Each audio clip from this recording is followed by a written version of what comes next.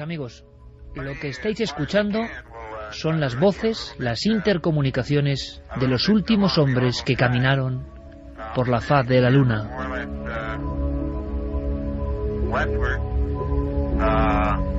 Llegan hoy, después de casi 40 años, con una sensación de lejanía, de ciencia ficción remota. Fue un 7 de diciembre de 1972, el instante en que el Apolo 17 despegaba. Lo hizo, por cierto, de noche. Como comandante, Eugene Cernan, el último ser humano oficialmente que pisó otro mundo. Y siempre, desde la última visión, una sensación muy similar a la que han tenido otros compañeros del espacio, algo parecido a una epifanía, a una expansión de la conciencia. 7 de diciembre 1972. Aquel hombre se paseó por los montes Taurus, frontera entre el mar de la tranquilidad y el mar de la serenidad. Cuenta la historia del Apolo 17 que alguno de los tripulantes propuso a la NASA aterrizar en la cara oculta de la Luna, pero que desestimaron la propuesta. 35 kilómetros, 110 kilos de rocas lunares recogidas y la exploración más grande de la historia, más extensa, 22 horas pisando nuestro satélite. Después de 301 horas de viaje, regresaron. Volvieron a la Tierra, cada uno con su impresión. En aquel instante, en Estados Unidos y en Europa, todo el mundo lo tenía muy claro. Íbamos a regresar, íbamos a conquistar ese mundo aparentemente muerto. Yo mismo soy de una generación que ha crecido con los tebeos que hablaban del año 2000 como un tiempo en el cual los coches iban a volar y las bases humanas en la Luna, incluso en otros planetas, iban a ser algo cotidiano. Y hemos visto que la tecnología ha avanzado de forma exponencial. Hemos visto en estos últimos 40 años cómo lo que parecía ficción se ha convertido en realidad. El sueño, por ejemplo, de Internet, de las telecomunicaciones, el sueño de las nuevas medicinas, de la nanotecnología. Pero ¿por qué no hemos vuelto a la Luna? Esa es la gran pregunta, la que muchos se hacen. ¿Por qué después de aquel sueño, de aquel último paseo de un hombre en los montes Tauros, mirando la lejanía de la Tierra, por qué no se ha regresado? Y sobre esta pregunta, evidentemente, muchos misterios, que algunos aseguran que nadie ha podido despejar.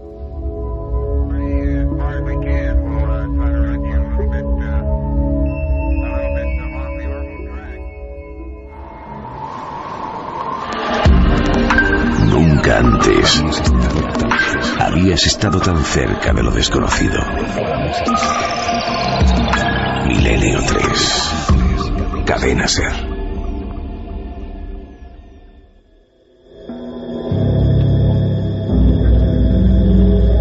Una y 14 minutos. Buenas noches, amigos. Aquí en directo en nuestra nave particular, que hoy además realiza su viaje 800.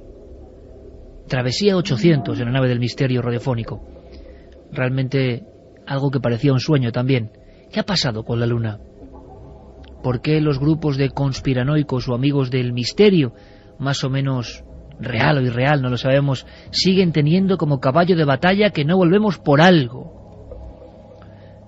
¿Por qué ahora mismo se está hablando en Estados Unidos de la película de un director además español llamada Apolo 18, que en el fondo argumenta que hubo otras misiones a la Luna, hubo otros intentos, tanto norteamericanos como soviéticos, y que fueron a un punto concreto de la Luna donde se iban a encontrar con algo, y ese algo prácticamente los borró del mapa. Leyenda, ficción, cuestiones que surgen ante una gesta humana tan impresionante como pisar otra tierra que no es la nuestra. Pero muchas preguntas en torno a esto. ¿Por qué no hemos regresado? Y nadie sabe explicarlo con certeza, ¿o sí? Carmen, buenas noches. Buenas madrugadas, Iker. Felicidades, Travesía 800, viaje 800 a nivel de las ondas. Felicidades también a ti y a todo el equipo. Esa cuestión se la trasladamos a nuestros amigos de una forma muy especial. ¿Por qué creen ellos que no hemos vuelto a la Luna? Creo que las respuestas van a ser sorprendentes. Pues sí, además ya saben que tienen las líneas de contacto abiertas para que nos hagan llegar sus opiniones. Milenio3 con número @cadenaser.com, 27699, palabra clave milenio, espacio y las opiniones, los mensajes, las preguntas y también la web de la cadena Ser, www.cadenaser.com. Además tenemos un regalo especial por ese 800 programa que llevamos realizado aquí delante de estos micrófonos amarillos. 5 camisetas que además son bonitas porque tienen un libro especial plasmado en ellas, que es El Ángel Perdido, de Javier Sierra. Pues Planeta nos ha enviado 5 camisetas para que las sorteemos entre todos los que nos hagan llegar sus preguntas y sus opiniones. Y nos interesa hacer un sondeo de cómo está el estado de la cuestión en pleno 2011. La cuestión sigue en el aire. ¿Por qué no hemos regresado? Santiago Camacho, buenas noches. Buenas noches, sí. Felicidades, compañero. Pues felicidades a ti, al equipo y sobre todo a los oyentes que han disfrutado de 800 programas. Algunos supongo que los habrán padecido. Exactamente, nos han aguantado, ¿verdad, Santi? Efectivamente. 800 emisiones de Milenio 3. Por cierto, Santi, en titulares si es posible, y esta noche creo que va a ser de debate y de aprendizaje. Con este sonido que nos pone Noel Calero, nuestro compañero, que además está inspirado en las misiones Apolo. Esta noche estamos con un lecho sonoro que tiene que ver con ese sueño, esa gesta, con dramas, luces y sombras. Podemos hacer en titulares, para que incluso el público, nuestros amigos de España y de todo el mundo vayan sintonizando o no. ¿Cuáles son las teorías que hoy, luego me dirás si tú compartes o no, los amigos del misterio y de la conspiración de Internet mantienen? ¿Por qué no hemos regresado a la Luna después de 39 años? Pues después de 39 años todavía, y más ahora en el hervidero de teorías de conspiración que se ha convertido en Internet, pues es motivo de controversia, y a las digamos teorías oficiales o racionales o razonables se unen algunas bastante más fronterizas, por llamarlo de alguna manera. La primera, y la campeona absoluta en número de seguidores, y luego tendremos tiempo de desarrollarlo un poco, es que no se ha vuelto a la Luna porque no se ha ido a la Luna. A día de hoy sigue siendo, y mira que cada vez que hemos tratado el tema lo he dicho y lo he chequeado para ver si seguía siendo verdadero el dato, a día de hoy la no ida o la falsedad del proyecto Apolo sigue siendo la mayor fuente de correo externo que le llega a la NASA a día de hoy, incluso después de haber publicado un libro blanco. Muchos curiosos preguntando, haciendo preguntas sobre tal o cual foto, sobre tal o cual anomalía, sobre tal o cual cosa. Pero siempre conscientes de que había trampa. Efectivamente, otros incluso profesores de primaria, de secundaria, incluso profesores universitarios que consultan a la NASA. Bueno, mis alumnos me dicen que no hemos ido a la Luna, ¿cómo les puedo convencer de que sí? O sea, ¿cómo les puedo dar unas guías correctas para entender esto? Y las encuestas dependen de los países, pero entre un 10 y un 30% en el país en el que estemos, si hacemos esa pregunta de personas, dirán que efectivamente no se fue a la Luna. En Estados Unidos estarían más cerca del 10 y aquí estaríamos más cerca del 30. Es decir, en lugares como Cuba, por ejemplo, eso se enseña oficialmente. Es decir, que el proyecto Apolo fue un fraude es algo que se enseña en las escuelas.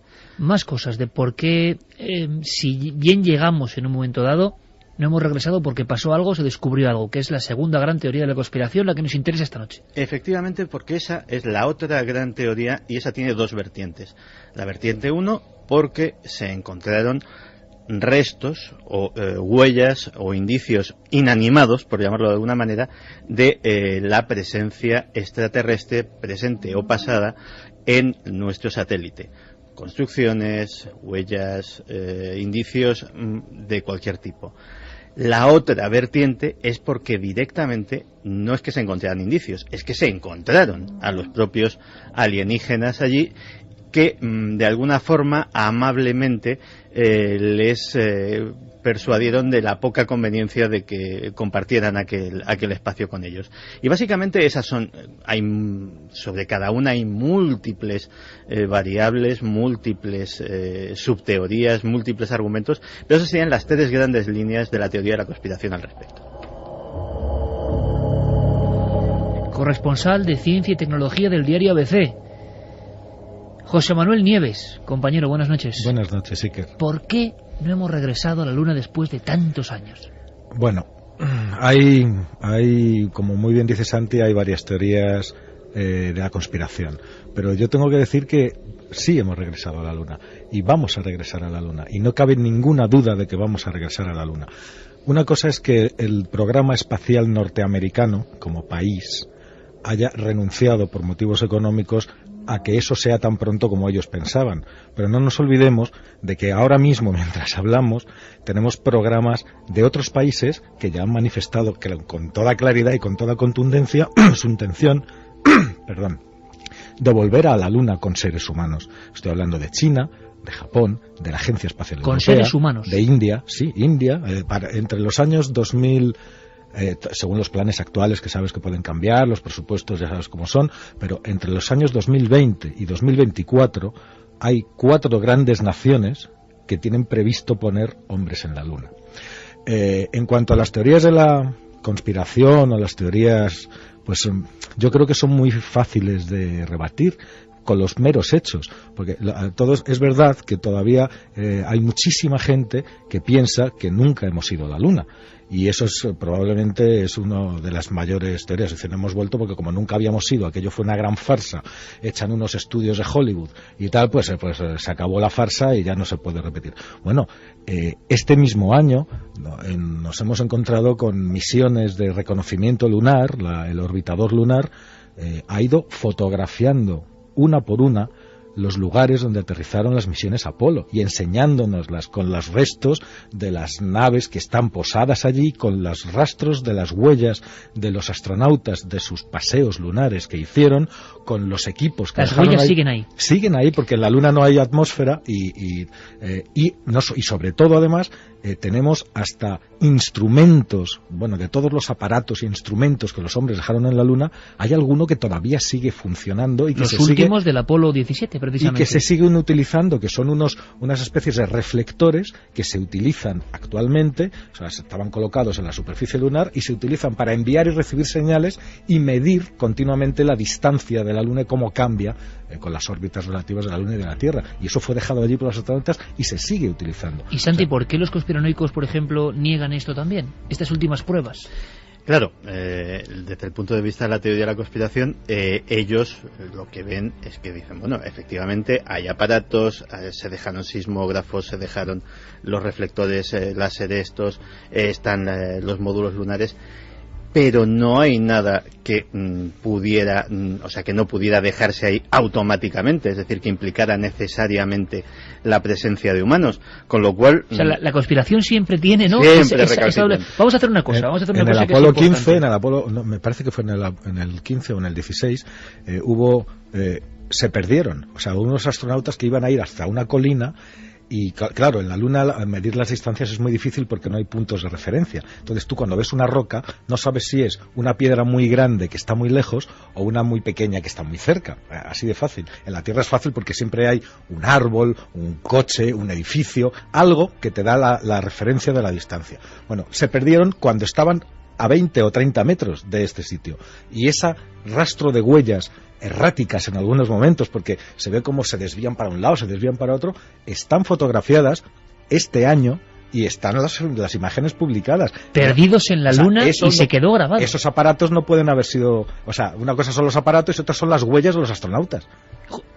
Escucha esto, José Manuel, porque yo creo que el debate esta noche, y luego se incorpora un buen amigo, va a ser realmente intenso, como se merece este programa 800. Es el gran tema clásico que tantas veces nos preguntan por él y que siempre tiene una vuelta de tuerca. Le voy a pedir a Noel Calero, nuestro compañero, que ponga otros sonidos que se parecen mucho a las conversaciones que hemos escuchado antes del Apolo 17, las últimas voces en la Luna, pero que son el tráiler de una película. Vamos a ver si podemos escuchar, Noel. Apolo 17. Vamos a ver.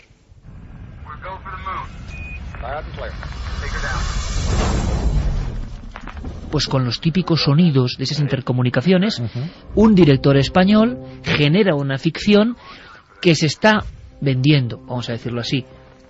Hasta abril no sale en Estados Unidos, damos esta noticia con mucha antelación, pero parece que va a causar, porque eso en Estados Unidos lo miden perfectamente, son unos reyes del neuromarketing, y saben lo que va a ocurrir, porque claro, ha dado una clave importante, que es, no fuimos a la Luna, sino demos esa vuelta. Fuimos, pero por algo no hemos vuelto. Santi, en titulares de nuevo, por favor, ¿qué quiere demostrar esta película que está arrastrando un sinfín de revitalizaciones de la conspiración? Que sí que estuvimos en cierto momento, pero que poco menos nos fuimos de allí corriendo. Bueno, por lo poco que se sabe, de lo que se ha filtrado a la prensa, de lo que se entrevé en los trailers, etcétera, etcétera, estamos hablando de una película que expone una hipotética misión Apolo 18 que por alguna razón es secreta, es decir, que no es dada a conocer a la opinión pública, que en un momento dado se tuerce. Y se tuerce porque en la Luna hay alguien más con ellos. Una de las cosas que se entrevé en el trailer y que más curiosa me ha parecido es que entre las cosas que aterrorizan a los dos astronautas que están posados en la superficie lunar, pues uno de los hallazgos que hacen en un momento dado es un módulo lunar soviético con el cadáver de un astronauta también soviético. Y pues básicamente vendría a exponer la historia de ficción que hay alguien o algo que vive en la Luna y no quiere que estemos allí. José Manuel, ¿hubo un Apolo 18 realmente? No hubo un Apolo 18, pero en la misión Apolo contemplaba hasta el Apolo 20. Es decir, el último Apolo que fue el Apolo 17, como muy bien has dicho antes, pero estaban previstos un Apolo 18, un Apolo 19 y un Apolo 20. Esos últimos tres no llegaron a ir porque hubo un recorte presupuestario, que todo el mundo lo sabe, y la razón fue que los cohetes lanzadores, que eran unos cohetes gigantescos de la serie Saturn, hacía falta, la primera oleada de esos cohetes se terminaron en el Apolo 17 y había que volver a construir una segunda generación para hacer las otras tres misiones. Vino el recorte presupuestario, esos cohetes lanzadores Saturn no se construyó la segunda tanda y esas misiones quedaron borradas. Se han hecho muchos cálculos para saber cuánto les costó a los americanos hacer la misión Apolo, ¿no? Y han calculado que eran unos 25.000 millones de dólares del año 73, que convertidos, yo es la cifra que más he visto más cercana, convertidos a dólares del 2005, de hace 6 años, eran 170.000 millones de dólares. Una barbaridad. Claro, eso es lo que se gastaron. Se tenían que gastar otro tanto para continuar. Probablemente los objetivos que querían con esa misión, con ese programa Apolo, ya habían sido conseguidos con los 6 vuelos que se mandaron a la Luna y con las 12 personas que se pasearon por la Luna y con las 380 kilos de muestras que se trajeron de la Luna. Es decir, probablemente no era necesario volver ya habían quedado por encima de los soviéticos, ya se había conseguido el objetivo, era inútil continuar. ¿Por qué no hemos vuelto? No es fácil caminar por otro mundo. El regreso a la Luna, que te digo que se va a producir, es inevitable, es que vamos a ir, ¿cómo te diría? Queramos o no, vamos a ir a la Luna y vamos a ir mucho más allá, porque es la naturaleza humana. Si esta misma discusión la hubieran tenido en la España de los Reyes Católicos, pues no estaríamos en América, ni habríamos descubierto nada. Lo que pasa es que quizá José Manuel sorprende la cantidad de viajes entre el 69 y el 72, y luego ese lapso de tiempo... Claro, no, pero cuando tú pones en marcha un programa que fue hecho en un tiempo récord, porque el programa Apolo se concibió en la administración anterior a la de Kennedy, que era Eisenhower, y que fue en el año 60, pero en el año 61 fue el famoso discurso de Kennedy, cuando dijo tal, y dijo, a finales de esta década vamos a poner hombres en la Luna y van a ir y volver. Y efectivamente, en julio del 69... fue el Apolo 11, que fue la primera misión a la Luna, y como estaba toda la infraestructura montada, pues durante esos 3 años, entre el 69 y el 72, se enviaron 6 cohetes. Alguno tuvo problemas, como el famoso Apolo 13, que todos hemos visto en la película, pero resultaron muy bien. Y una vez regresado, habían gastado uno de los elementos más costosos, que son los cohetes lanzadores, y se planteaban, ¿para qué seguir mandando más misiones? El paso siguiente es, y va a ser, un asentamiento en la Luna. Para eso todavía tenemos que ir y hay que resolver algunos problemas técnicos. No es lo mismo ir, pasarse unas horas allí y volver, que ir para estar y establecerse allí. Pero ese es el objetivo, y si quieres luego podemos hablar de los planes que hay muy concretos para hacer esto. Ahí la misión Constellation de la NASA ha sido cortada, preveía que estaríamos en la Luna en el año 2018, pero por motivos presupuestarios ha sido cortada, pero existe el programa Aurora, que es de la Agencia Espacial Europea, que sigue diciendo que en el año 2024 vamos a tener hombres en la Luna. Luego lo vamos a aguantar, José Manuel, a ver qué va a pasar con eso y si va a cumplir la profecía de volver a la Luna. Quiero que escuchéis una cosa que entra de lleno en lo que serían los misterios de la Luna. Una conversación apócrifa que nadie sabe exactamente cuál es esta historia, y entramos dentro de una serie de hechos que incluso algunos científicos admiten, hechos extraños que ocurren sobre la Luna y que han dado mucho de sí en el mundo del misterio y que algunos argumentan como base para esa especie de huida. Y ahora presentamos a nuestro compañero José Lesta, que nos va a escuchar desde La Coruña. Él hizo el libro Conspiración en la Luna, que trataba todos estos asuntos hace unos cuantos años.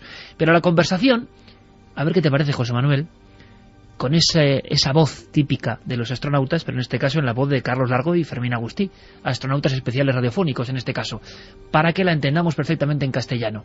Una conversación que decía lo siguiente.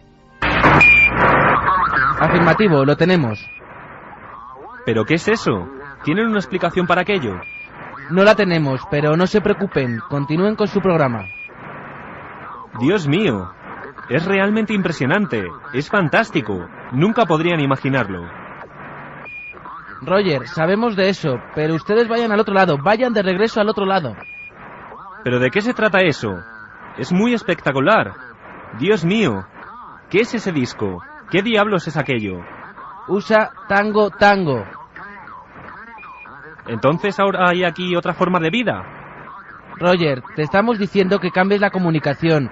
Usa Bravo Tango, selecciona Jezebel. Sí, pero esto es increíble. Tú continúa con Bravo Tango.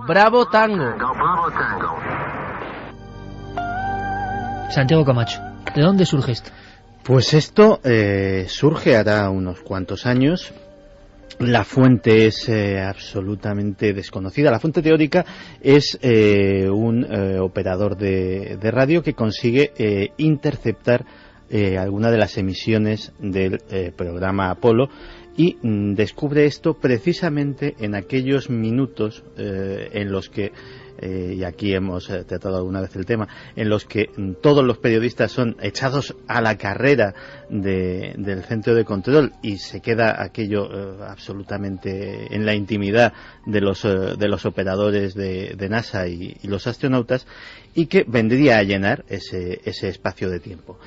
Lo realmente curioso es que esta conversación, o al menos su contenido, la conversación ha sido analizada y no hay forma de saber realmente si es real, aunque porque, por ejemplo, hay programas muy sofisticados de análisis de voz que se le han suministrado, pero la distorsión precisamente de la comunicación por radio pues hace imposible. Lo que sí dicen expertos ya de oído es que los imitadores, tanto el que imita a Armstrong como el que imita al controlador de la NASA, son realmente buenos, porque han cogido las inflexiones de voz y algunos giros que utilizaban los personajes reales.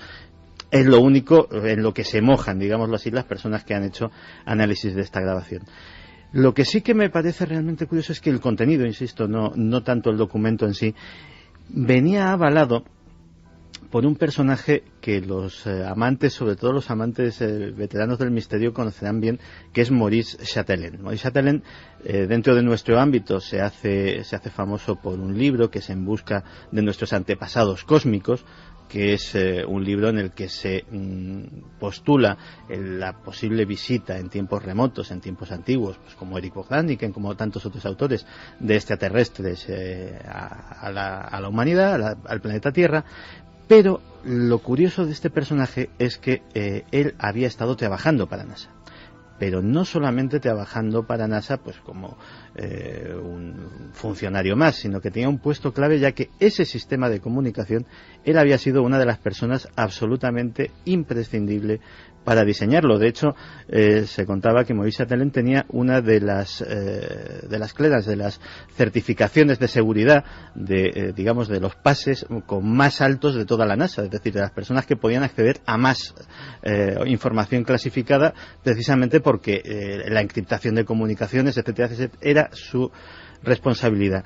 Y él es el primero realmente en decir que lo que no se ha dicho de la misión del Apolo 11 es que se encontraron con algo, se encontraron con objetos, que esas conversaciones fueron censuradas, que él mismo tuvo ocasión de escucharlas, y eso es, digamos, el aval más potente que tiene esa teoría, básicamente por la implicación en el proyecto Apolo del personaje del que estamos hablando. José Lesta, La Coruña, buenas noches. Hola Iker, buenas noches y enhorabuena por los 800 programas. Me alegra mucho saludarte, José. Tú has sido parte importante en muchos de los programas. Hiciste un libro hace ya 4 años, Cómo pasa el tiempo, Conspiración en la Luna, y ahora sigue revivificándose todo esto con la presunta aparición próxima de una película que es Apolo 18, sobre por qué no hemos vuelto, qué pasó exactamente allí. En estos años, después de tu libro, de investigar, de indagar sobre esto, no sé si tu opinión ha variado, o si puedes aportarnos datos, ¿qué crees que es lo más importante para suponer, aparte ahora de todos los argumentos científicos puros y duros que traerá José Manuel Nieves, que algo ocurrió allí en la Luna? Primero, si tú crees que realmente se fue a la Luna, y segundo, si pasó algo que tiene que ver con todo lo que los conspiranoicos en todo el mundo, además, y con mucha fuerza defienden. Sí, bueno, en cuanto a si fuimos o no, justamente en el prólogo del libro, en la primera línea, ya lo dejo claro, ¿no?, que a pesar del título, es un libro que aboga por todo lo contrario, es decir, que efectivamente fuimos a la Luna. Yo creo que es un hecho público, científico, incontestable, ¿no?, y el que lo dude, pues que observe los casi media tonelada de piedras, de rocas que nos trajimos de allí. No solo americanas, los rusos también con las Lunik hicieron muchas cosas, ¿no? Eso por una parte. Otra cosa es si nos contaron todo lo que realmente pasó allí, no solo en la Luna, sino incluso en el interludio, ¿no?, es decir, en los trayectos de ida, ¿no?, y de eso incluso hay informes, ¿no? Y en ese sentido es curioso, porque la visión de los apoloescépticos, que fundamentalmente se radican en Estados Unidos, ¿no?, la visión de los que niegan que los americanos hubieran estado allí, pues son un grupo de presión muy interesante, porque lo que están haciendo a lo largo de los años es sacando datos, incluso tirando del hilo, ¿no?, en algunas conversaciones con expertos, con técnicos de la NASA, con gente como Moïse Chatelain, Otto Binder y otras personas, que lo que nos están dando son piezas del puzzle, versiones que no teníamos, datos que no teníamos de esos viajes que ellos niegan, pero que, pues gracias a ese grupo de presión, digamos, ¿no?, en Estados Unidos y en otros sitios, pues están haciendo que salgan ciertos datos. De todas formas, en cuanto a si realmente pasó allí algo fuerte, como decís al principio, ¿no?, en el sentido de que se encontraron con algo inesperado, ¿no?, yo no he variado de opinión tampoco, mantengo lo que en su día escribí en el libro, ¿no?, y es que hay una serie de versiones apoyadas por técnicos de la NASA. La de Alan Davis yo creo que también es muy significativa y es muy interesante, ¿no? Es una pena, porque son algunos de ellos personas que ya no están entre nosotros y que no pueden seguir refrendando lo que decían, ¿no?, y que nos siguen diciendo eso, que tenemos que ser un poco humildes, ¿no?, y que tenemos que tener la mente abierta, porque quizás no tenemos que olvidar que fueron misiones militares y había una estrategia política muy clara, ¿no? De hecho, la carrera armamentística y la Guerra Fría estaba ahí, y eso significa que probablemente muchas cosas aún no las sabemos. Que siguen bajo el secreto, ¿no? Claro, tampoco es casualidad, Iker, por ejemplo, que muy cerca de la sede de la CIA en Langley, pues la NASA tuviera unas instalaciones subterráneas, en parte subterráneas, ¿no?, donde 4 años antes del aterrizaje pues ya hacían allí entrenamientos con los astronautas, entrenamientos conocidos, son datos conocidos, ¿no?, donde hacían filmaciones, fotografías, hacían una especie de simulaciones con grandes decorados, algunos de más de 50 metros de altura, donde bueno, se simulaba la superficie lunar, incluso el módulo lunar y otra serie de características con una fidelidad absolutamente increíble, con artistas, con técnicos en fotografía de los mejores del país, etcétera. Es decir, si ese material, por ejemplo, después, a modo publicitario, porque no olvidemos, insisto, que era una guerra también contra los soviéticos, sino una guerra de imagen y publicitaria, ¿no? Se usó, aparte de ir allí, se usó en parte para embellecer, para realzar más las misiones, también es algo que yo creo que es un misterio histórico que está por resolverse y que estoy convencido que nos dará muchas sorpresas en el futuro. Santi, ¿queréis apuntar algo? Sí, de hecho, hay imágenes relativamente fáciles de encontrar para cualquiera que las busque por internet, de esos entrenamientos en los que se ve efectivamente esos enormes, vamos a llamarlos platós, en los cuales efectivamente pues había rocas, había dunas, había módulos lunares. Incluso recuerdo una foto de unos artistas, porque no se les puede denominar de otra forma, pintando un enorme disco lunar para simular la aproximación, un disco que tendría por 5 o 6 metros de diámetro, con toda la superficie de la Luna detallada con pinceles casi milimétricos, es decir, toda la cartografía que se sabía. Y la existencia de esas imágenes ha dado pie a que muchos apoloescépticos, muchos personajes que defienden esta teoría digan: aquí está la prueba, este era el plató y había ruinas en esos montado. platos. ¿Había ruinas? No había ruinas. Quiero que José Manuel escuche muy atentamente estos documentos que quizá no he escuchado antes. Es verdad que yo creo que fueron una exclusiva periodística muy interesante. Se comprobó que Alan Davis fue uno de los técnicos que seguían esas señales de la NASA desde la isla de Antigua. Le debemos esta exclusiva en su día a dos buenos amigos, Pepe Ortiz y José Luis Hermida, grabando.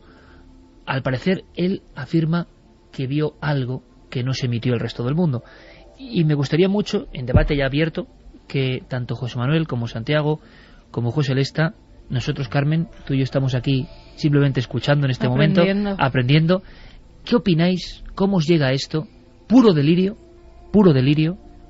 ¿O hay una base real? Algo que sigue ahí secreto en un entramado que efectivamente, como me ha dicho José Lesta, es que era un mundo militar. Escuchamos a Alan Davis hace unos 20 años aproximadamente, con cosas que son realmente escandalosas. Alan Davis. Lo que puede decir ruinas de una civilización que existía hace unos milenios de años, o qué sé yo, puede ser medio millón o 1 millón de años, pero lo que fue ruinas. Algo más, Alan Davis precisó en aquella entrevista, él volvió a Sevilla, de alguna forma se casó con una española, pudimos conocer a su esposa. Esta entrevista, pues la verdad es que era un Alan Davis relajado, pero que había tenido cargos importantes dentro del organigrama de la NASA. Alan Davis hablaba de que no solo había ruinas, lo decía él, sino que había fragmentos de esas ruinas que llegaron a ser analizadas. Una cosa muy importante, Mr. Davis, esas piedras de esas ruinas han sido analizadas en la Tierra.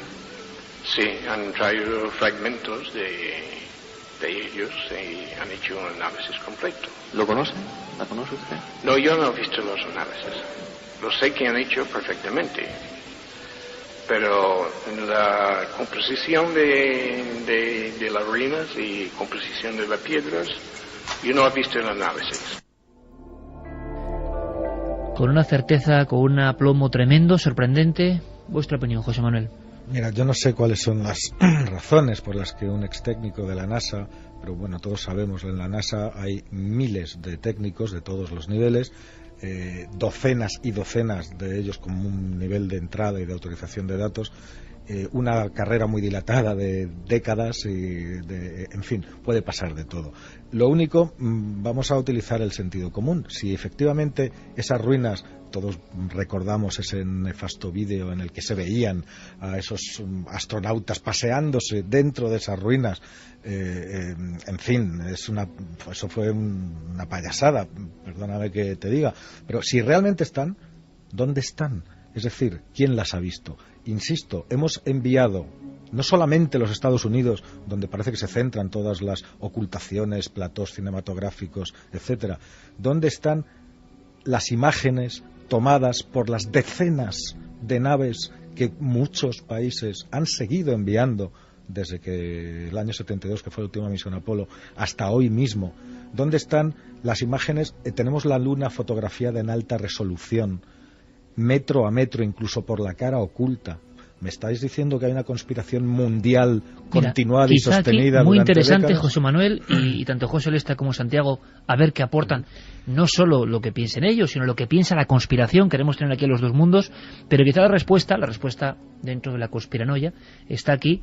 Has mencionado un documental, yo admiro mucho a JJ Benítez. Es verdad que este trabajo sí, es un poco extraño en la forma de presentación, ya lo dijimos en su día, era una recreación, pero JJ Benítez hablaba de un informador secreto, Mirlo Rojo, que le había contado todo esto. Causó una gran polémica en una serie de programas, Planeta Encantado, con una realización espectacular, pero es verdad que esto fue muy polémico. ¿Y por qué no hay ruinas y no se han detectado después? Pues el propio JJ Benítez, en la locución de su reportaje, decía esto. Vamos a ver cómo te suena. Mirlo Rojo fue contundente. Hasta diciembre de 1972, fecha en la que se interrumpe el proyecto Apolo, otras 5 naves volaron a la Luna.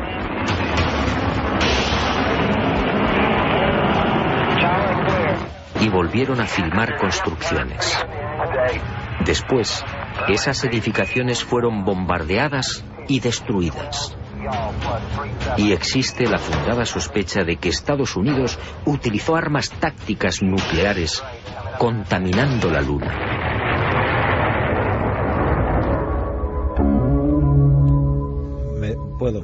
A ver, si una bomba nuclear o termonuclear estallara en la Luna, lo veríamos todos en la Tierra, incluso a pleno día. Es decir, no es posible, o sea, veríamos el hongo desde aquí. Veríamos la nube de polvo, porque encima con el polvo que hay en la Luna, que es tremendo y que además está quieto, no hay aire, no hay atmósfera, está depositado, eso sí que está depositado desde millones de años, y es una de las razones por las que es peligroso ir allí, porque ese polvo se mete en todos los instrumentos, lo puede estropear todo dentro de los trajes espaciales y además probablemente sea tóxico. Eso es una falacia. En el caso de que hubiera habido unas ruinas, imagínate que realmente es cierto. ¿Tú crees que la misma administración que está intentando buscar vida fuera de la Tierra, que está gastando billones históricamente de dólares para intentar buscar un microorganismo vivo fuera, va a bombardear el hallazgo más importante de toda la humanidad a propósito? Es decir, es todo un cúmulo tan grande de despropósitos, pero es lo que te digo, incluso antes del año 72, ya había muchas naves soviéticas que estaban fotografiando la Luna, pero es que después ha habido decenas y con instrumentos cada vez mejores. Y desde la Tierra, desde los telescopios terrestres, se puede ver la Luna con una resolución que una estructura así se vería perfectamente. O sea, eso yo lo descarto. En cuanto a esa comunicación que has puesto antes y que pues se oían pues a Armstrong hablando con Collins y diciendo ¿qué es eso enorme? No sé qué. Pues te digo lo mismo. Es decir, coloquémonos de entrada en ese mundo nuestro de finales de los años 60, donde un sueño se ha hecho realidad, un sueño que es ciencia ficción de por sí, es seres humanos caminando por otro mundo. Es la primera y única vez que eso se ha conseguido. Una borrachera de euforia, de satisfacción, de misión cumplida, de todo lo que quieras, ¿no?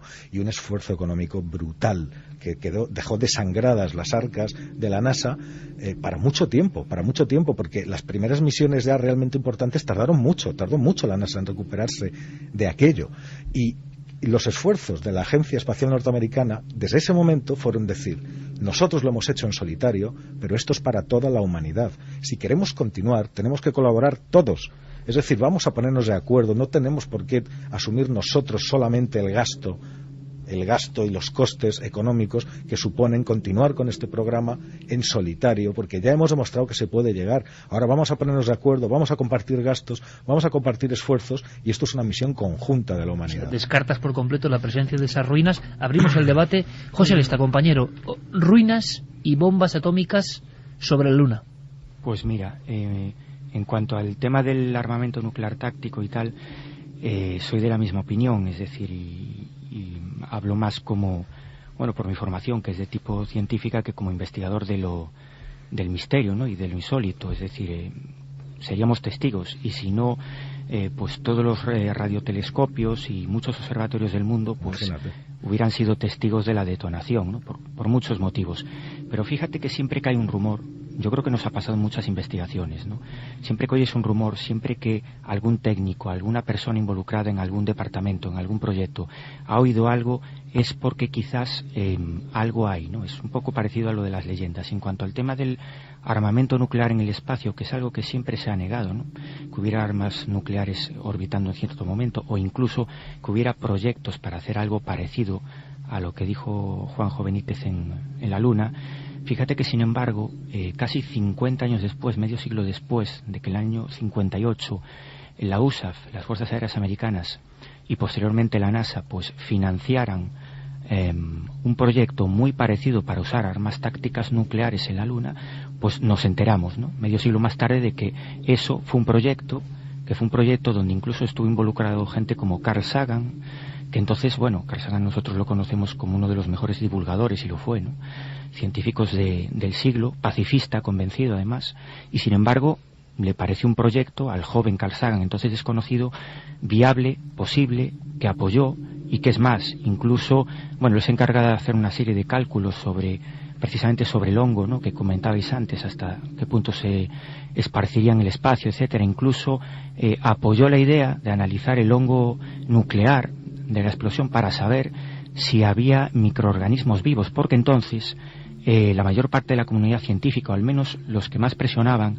entre ellos Carl Sagan, pensaban que probablemente podía encontrarse en la Luna y en otros cuerpos del sistema solar microorganismos de ese tipo. Estábamos a principios de los años 60. Y nos hemos enterado ahora, compañero José Lesta, 50 años después. Es curioso esto, y hago esta postilla simplemente en este instante, porque esta noche tenemos información que llega de Estados Unidos con Javier del Pino, de experimentos con seres humanos, experimentos médicos que han salido ahora 50 años después. Esta noche, en la que también tenemos Túnel del Tiempo, con un tema clave además, hablan los exorcistas, historia de la radio española, va a ser increíble, pero esa sensación de que oficialmente es imposible, y luego José Manuel Santi, 50 años después nos enteramos de cosas que eran...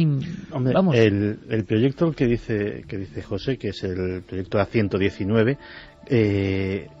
estaba efectivamente implicado Carl Sagan, pero realmente la motivación tenía poco de altruista. O sea, piensa que básicamente toda la carrera espacial se basa en una cosa, que es que la Tercera Guerra Mundial se iba a combatir con cohetes. El que demostrara que su capacidad bélica a la hora de disparar misiles era mayor que la otra, daba un puñetazo encima de la mesa importante, y a los generales norteamericanos se les ocurrió la feliz idea de decir, pues, como muy bien dice José Manuel, ¿qué mejor sitio para hacer una prueba nuclear que la vea todo el mundo y que todo el planeta se sienta sobrecogido de nuestra capacidad militar que la Luna?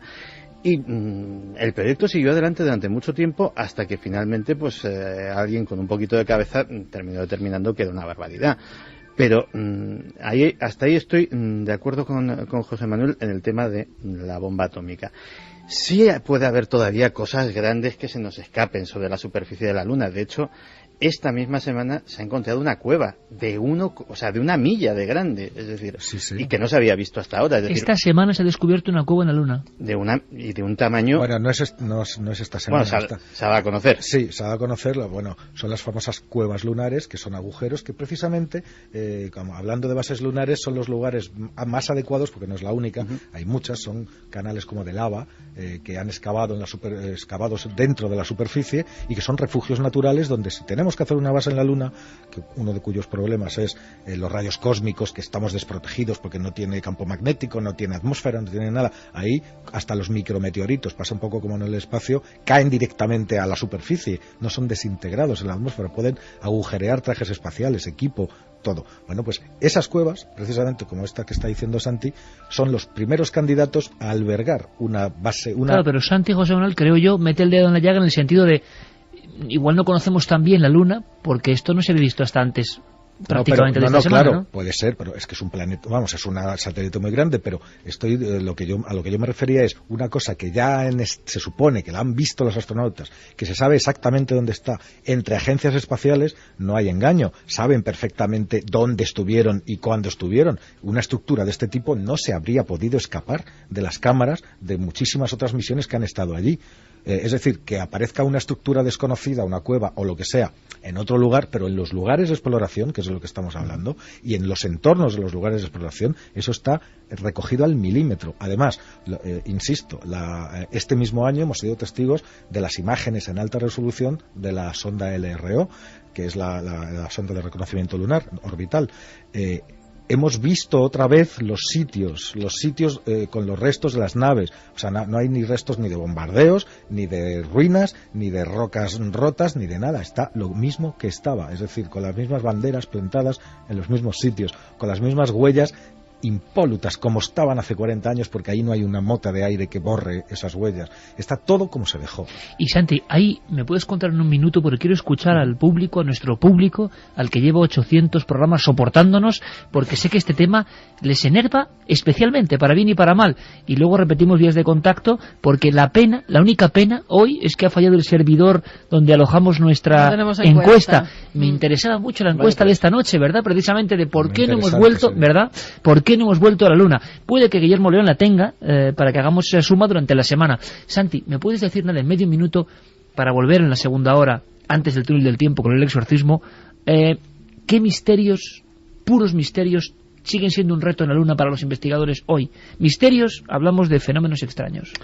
Hombre, hay todavía una cosa que no la hemos mencionado, pero es que la Luna es el lugar donde mayor número de ovnis documentados por astrónomos profesionales se han visto. Y claro, esta afirmación puede llamar al asombro, decir, bueno, ¿qué está diciendo este hombre? No, es una cuestión de terminología. Hay una cosa, que José Manuel la conoce perfectamente, que son los fenómenos transientes lunares, que en puridad son objetos que vuelan sobre la superficie de la Luna y no están identificados. ¿Y eso está pasando? Y eso lleva pasando siglos. Vamos a hablarlo después. Vale. Santi, perfecto. Me parece un elemento fundamental. Escuchemos ahora a los amigos y amigas de Milenio 3. Pues fíjate, Silvia nos dice: no hemos vuelto a la Luna porque nunca hemos ido. Las primeras bombas nucleares que se probaron fue en la Luna. No sé si fuimos a la Luna o no, lo que sí sé es que se deberían dar más explicaciones. Creo que volveremos algún día y no tardando mucho. Opinaba Monse desde Asturias. Buenas noches, milenarios. Iker, ¿qué nos puedes decir del Apolo 18? ¿Existió realmente o es solo marketing de la película a estrenar?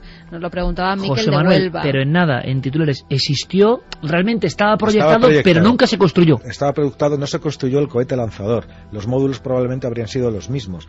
Se interrumpió la misión. Estaban proyectados hasta el Apolo 20. ¿Cómo que veríamos el hongo nuclear? ¿Y qué pasa con la cara oculta de la Luna? Siempre vemos la misma cara por la rotación, la Tierra tiene 2 movimientos y la Luna 3. ¿Cartografiada por completo la cara oculta de la Luna? Sí, sí, entera, porque tenemos varios orbitadores en la Luna que van en la cara que nos apunta hacia la Tierra y en la cara opuesta, exactamente de la misma manera. Alberto desde Coslada dice que se resiste a creer que el trabajo de Juan José Benítez fuera un montaje. Sí, bueno, pero era una recreación, evidentemente. Una recreación, además, dicho por él y contratado en un estudio español que está en Bilbao. Sí, o sea que no hay ningún problema. Lo que siempre, yo repito mi admiración por JJ Benítez, pero es verdad que la forma de presentar el programa en televisión española causó un impacto tremendo porque nadie entendía si eso era verdad. Porque ponía imágenes inéditas. Claro, y eso de inéditas verdad eran porque no habían salido nunca a la luz, pero no que fueran verdaderas y grabadas en la Luna. Exactamente. Sino en un plató. Teresa nos decía, es cierto, el vídeo que corre por YouTube en el que se ve a los astronautas del Apolo y algunos objetos voladores no identificados. Objetos volantes no identificados junto a astronautas, ¿sí o no, Santi?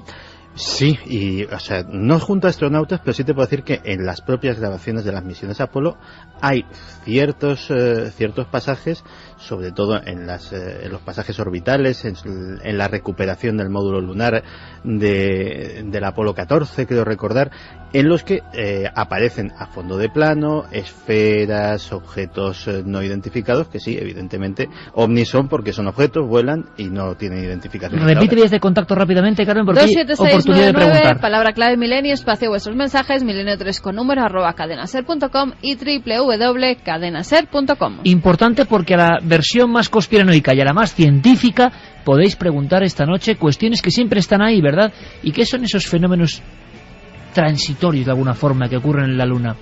Vamos a explicar, vamos a intentar llegar a la cuestión raíz. ¿Por qué no volvimos? Voces del último viaje.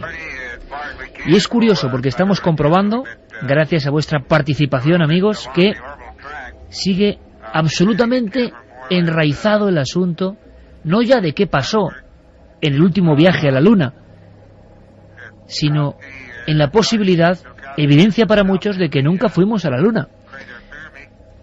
Llevamos prácticamente una década en estos mismos micrófonos, hemos tocado el asunto en alguna ocasión, y al revés, en vez de crecer la voz de los que opinan que fue una engañifa, parece que ha aumentado exponencialmente. Y es curioso porque al mismo tiempo, yo lo digo como observador, parece que hay elementos evidentes que uno puede consultar para comprobar los hechos, como contaba ahora José Manuel Nieves. ¿Por qué algunas creencias arraigan tan fuerte? Incluso en personas, hay que decirlo, de talante escéptico, escépticos para otras cosas del misterio, pero que sin embargo, cuando les preguntan por el tema de la Luna, saltan como un resorte. ¿Un antiamericanismo? ¿Una negación de algo que parecía un sueño y que no se acaba de concebir? Personas, repito, a veces con talante incluso científico. Hemos preguntado, por ejemplo, al que fuera director de viajes espaciales y de misiones espaciales en España de la NASA, sobran presentaciones, Luis Ruiz de Gopegui, buen amigo de este programa, que siempre nos ha atendido maravillosamente, pues lo básico, ¿qué opina usted, por ejemplo, de estas conspiraciones, de por qué no hemos regresado, de qué vieron los últimos astronautas sobre la Luna? Responde él y responde uno de los grandes especialistas científicos en Marte, Francisco Anguita, personas que han investigado a fondo. Sus reacciones son casi lógicas, pero quiero que las escuchéis. Regresar a la Luna es un paso muy importante para nuestro programa espacial. Establecer una presencia humana en la Luna podrá reducir considerablemente los costes de otras exploraciones espaciales, permitiendo incluso misiones mucho más ambiciosas. Podemos usar el tiempo de la Luna para probar y desarrollar nuevos proyectos y sistemas tecnológicos que nos permitan trabajar en ambientes desafiantes. La Luna es un paso lógico para nuestro progreso y éxito.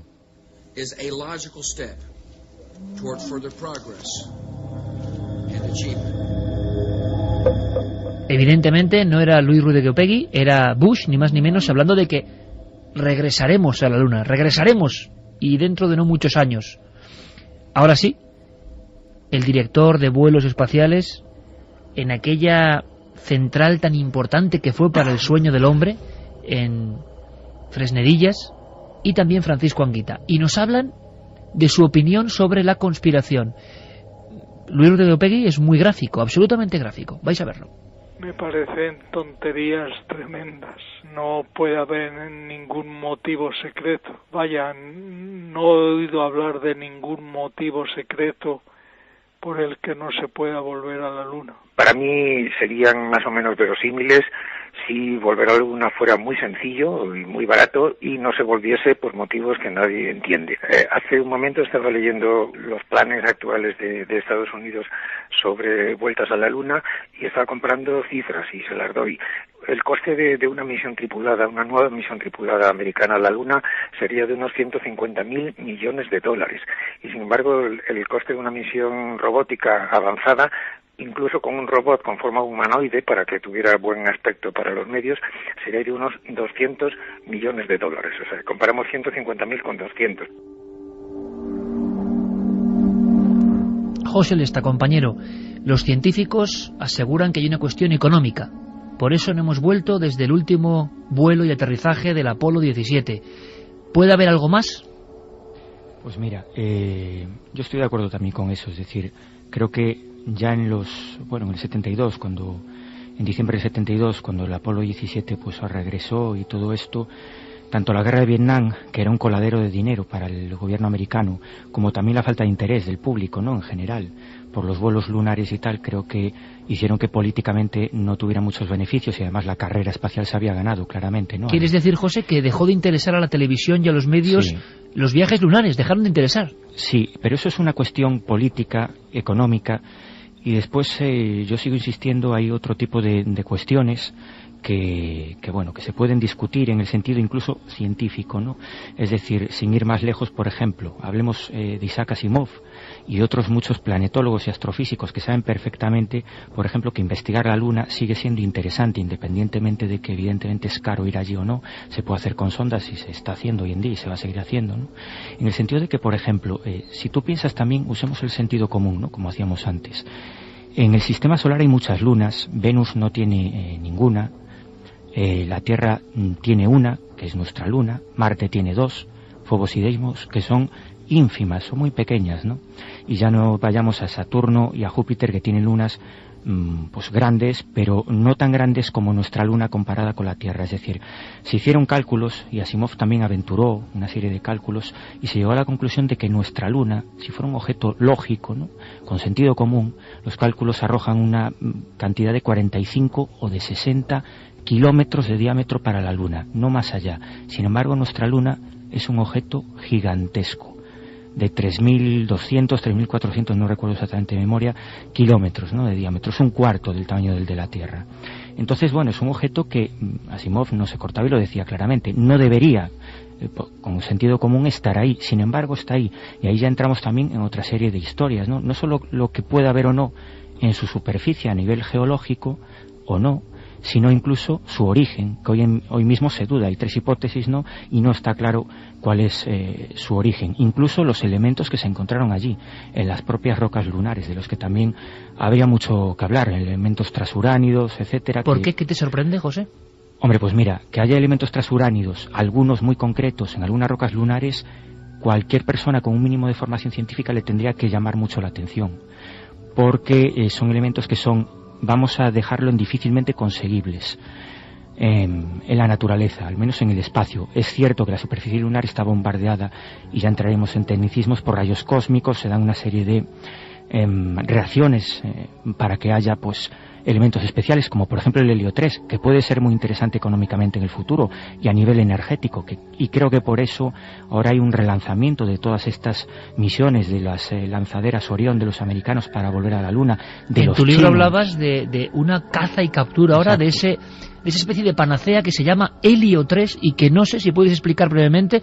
Veo que tanto Santiago como José Manuel Nieves asienten en lo que estás diciendo. Ahora veremos qué tienen que opinar, pero ¿qué es el helio 3? Pues básicamente es un elemento que prácticamente no existe en la Tierra, es un derivado del helio, es un isótopo, ¿no? Pero para entendernos, hay muy pocos kilos de él en la Tierra. Sin embargo, la Luna, por lo que estaba diciendo anteriormente, porque está constantemente bombardeada, no tiene atmósfera, pues tiene toneladas, cientos y miles de toneladas de este elemento. Si en el futuro, y suponemos que ahora ninguna agencia gubernamental tiene ese secreto, pero si en el futuro la fusión nuclear con helio 3 es posible, pues sería el combustible ideal para tener energía, pues aproximadamente, y se han hecho cálculos, para los próximos 7.000 años. Para que nos hagamos una idea, Iker, un ejemplo, ¿no? En los transbordadores espaciales, una sola carga de helio 3, creo que son 25 toneladas, aunque ahora Obama, pues con los recortes, se ha cargado también el programa de las lanzaderas. Bueno, pues si pudieran, hipotéticamente, que no lo pueden hacer, pero si pudieran ir a la Luna, cargar y volver, pues con esas 25 toneladas Estados Unidos tendría energía eléctrica para todo un año.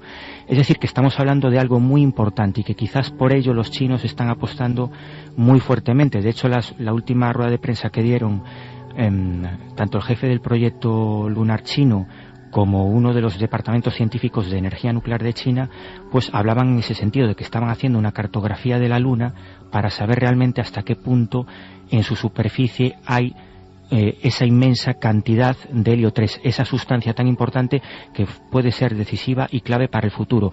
Y si eso es así, si todo ello es tan importante y hay que volver a la Luna por eso y por muchas otras razones, fundamentalmente a polo sur y al polo norte lunar, que es donde parece que hay también pues mucha luz, abundancia de luz, lo cual nos permitiría pues colocar paneles y colocar bases permanentes. Bueno, pues si eso es así, también retomaría importancia algo que en la carrera espacial y en los proyectos Apolo era también vital, y por eso también antes hablamos de armamento atómico, que es que sería muy importante para todas esas potencias que si no directamente, sí indirectamente colocaran armamento en el espacio, porque el primero que explote esa energía evidentemente tendrá un poder y un control muy importante de cara al siglo XXI. Y estamos hablando de la hegemonía y de un problema energético que, bueno, lo estamos viendo hoy en día, ¿no? Es bastante importante para todos los países. Santiago, José Manuel, ¿asentíais? Sí, porque es muy interesante esto que cuenta del helio 3, porque es absolutamente cierto, puede ser uno de los combustibles del futuro. Y es verdad que en la Tierra es muy escaso y que en la Luna es muy abundante, pero la razón por la que esto es así, y está ligada también a este gran tamaño, de hecho la Luna es el satélite cuyo tamaño relativo con respecto a su planeta es mayor, es desproporcionadamente grande. Bueno, pues de las tres teorías a mí me gustaría contar de cuál es la más plausible y la que ahora mismo la mayor parte de los científicos apoyan sobre la formación de la Luna. Y es que hace unos 4.200, 4.300 millones de años, un planetoide, un planeta, un meteorito del tamaño de un planeta, o sea, probablemente del tamaño de Marte, impactó contra la Tierra, que se estaba formando, y literalmente le arrancó un trozo, que es el agujero gigantesco que hay en la cuenca del Pacífico. El impacto podéis imaginaros cómo es decir, Marte es un planeta más pequeño que la Tierra, es como de un tercio de la Tierra, una cosa así. Bueno, pues chocó contra la Tierra y provocó un cataclismo en una Tierra que todavía estaba en formación. Entonces un montón de material del interior de la Tierra salió disparado del espacio y se condensó. Esta teoría es del año 67 y la primera vez que la dijeron en una unión de astrónomos internacional, la gente se reía, pero después se ha demostrado que efectivamente coincide mucho. Y todo el helio 3 que estaba oculto o atrapado en las capas interiores de esa Tierra en formación fue una de las cosas que salió disparado y quedó condensado en la Luna. La misma gente que se reía seguro que ahora lo da por certeza absoluta. No, sí, eso es entre las varias teorías sobre la formación de la Luna, que es bastante rara, como satélite es muy raro, pues esta es la que cuenta con más apoyos ahora mismo, la de un gran impacto con un planeta, con un objeto del tamaño del planeta Marte. Es raro, José Manuel, que sea tan grande respecto a la Tierra. Claro, es raro porque las teorías de formación, fíjate, todo el sistema solar, todos los planetas que hay en el sistema solar se formaron a partir del material sobrante de la formación del Sol, que es la estrella. Pero el Sol, él solito, tiene el 98% de toda la materia que hay en el sistema solar. Todos los demás planetas no llegan al 2%. Esa es una proporción lógica. Y la desproporción Tierra-Luna, claro, es demasiado extraña. Júpiter, que lo estábamos citando antes, los satélites de Marte son muy pequeñitos comparado con el planeta. Júpiter es un planeta enorme y tiene muchos satélites. Saturno es otro planeta gigantesco y tiene por lo menos 60 y tantos satélites. Pero ninguno de ellos compite con el propio Saturno en cuanto a tamaño. No llega a esta proporción que llega a la Luna. La Luna es un satélite especial, absolutamente especial y único en todo el sistema solar. En la teoría del impacto, que es la que ahora mismo, te digo, más seguidores tiene y más pruebas tiene, nos dice que se formó de esta manera y además es coherente porque todo lo observado en la Luna y en la Tierra coincide. Hablando de observaciones en la Luna, el último expediente X lunar, de alguna forma, del que se está escribiendo mucho, son los TLP. Santi. Los fenómenos transientes o transitorios lunares.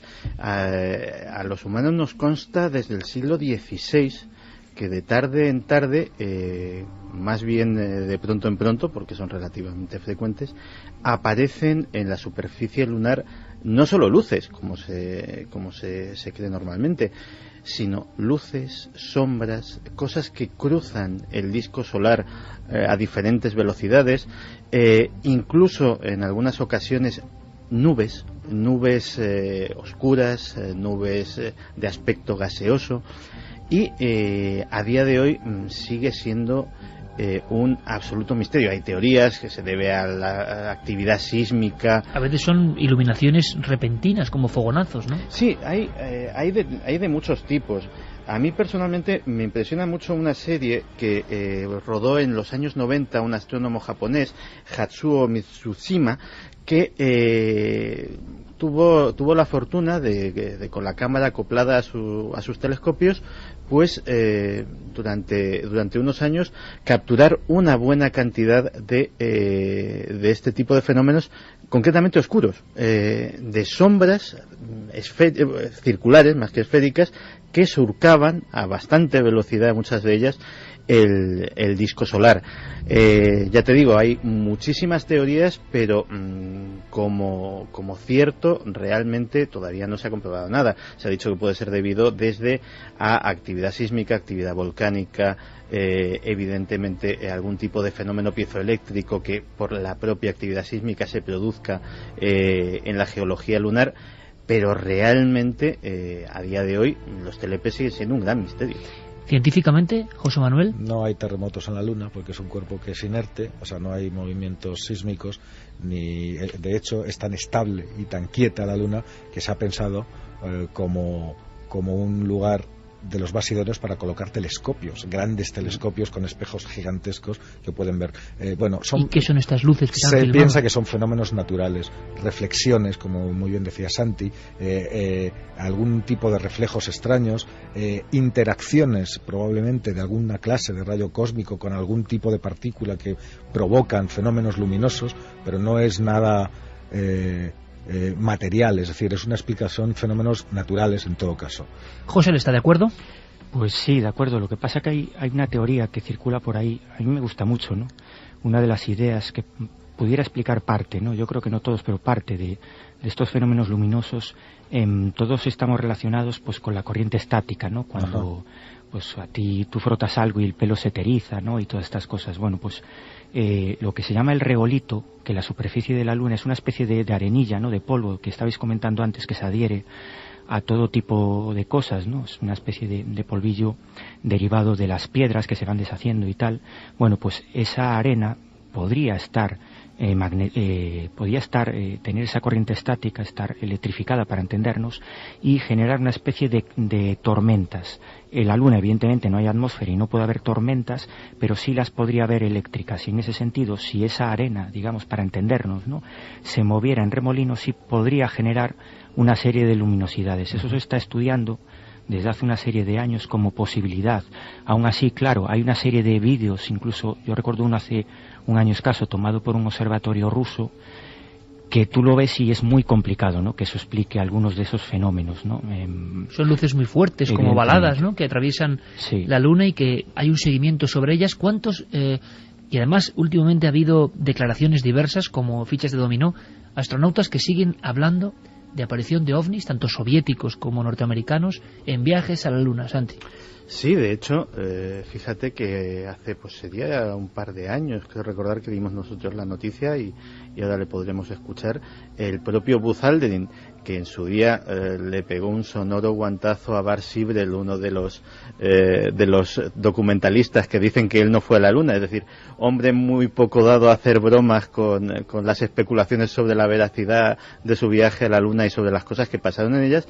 En Discovery Channel hizo unas declaraciones en las cuales sí que confiesa que hubo un objeto que les estuvo escoltando y que dieron parte al control de la misión, y que desde luego ovni era, porque no tenían absolutamente ni idea de qué se trataba.